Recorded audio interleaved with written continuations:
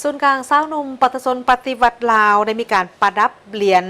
ของทางสาวหนุ่มตะลุมบอลพร้อมทางมอบใบย่องย่อให้กับทาง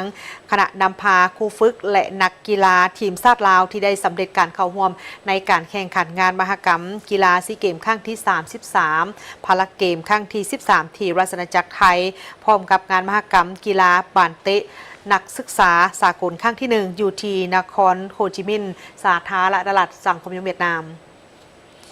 อิงตามการค้นคว้านำเสนอของกรมจัดตั้งและโครงการของศูนย์กลางสาวหนุ่มปัตตนปฏิบัติลาวคณะบริหารงานศูนย์กลางสาวหนุ่มปัตตนปฏิบัติลาวได้ตกลงมอบเหรียญสาวหนุ่มตะลุมบอลให้แก่นักกีฬาเปตังทีมชาติลาวที่มีผลงานดีเด่นในการสร้างชื่อเสียงให้แก่ประเทศชาติสามารถญาติเอาเหรียญคำในการแข่งขันในงานมหกรรมกีฬาซีเกมครั้งที่ 33 ที่ราชอาณาจักรไทยก็คือท่านนางโบวิลักษ์เทพพกันท่านบุญตาเนิดสวัสดิ์และท่านนางน้อยมณีธรพร้อมด้วยท่านนางมณีวันสุริยาพร้อมเดียวกันนี้ก็ยังได้มีการมอบใบย่องย่อให้แก่หัวหน้าครูฝึกผู้ช่วยครูฝึกและนักกีฬาบานเตะทีมชาติลาวที่ได้เข้าร่วมแข่งขันกีฬาบานเตะนักศึกษาสากลครั้งที่ 1ที่นครโฮจิมินห์สาธารณรัฐสังคมนิยมเวียดนาม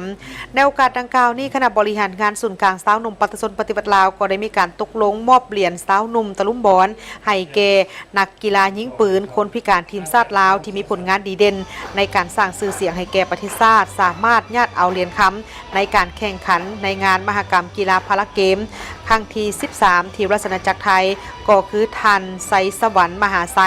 ท่านเสลิมไซไซยสิทธิ์พร้อมเดียวกันนั้นก็ยังได้มีการมอบใบย่องย่อให้กับทางหัวหน้าคณะผู้ฝึกและนักกีฬาคนพิการทีมชาติลาวเช่นกีฬาแลนลานคนพิการทีมชาติลาวกีฬายิงปืนกีฬาเทนนิสกีฬาโกนบาลและกีฬาบ่านบ่วงล่อเรือนกีฬาฟันดาบยกน้ำหนักและกีฬาบานเตะคนพิการให้เกียรติมอบโดยเมนทานทองลีศรีสุริตเลขาคณะบริหารงานสาวหนุ่มปัตตนปฏิบัติลาว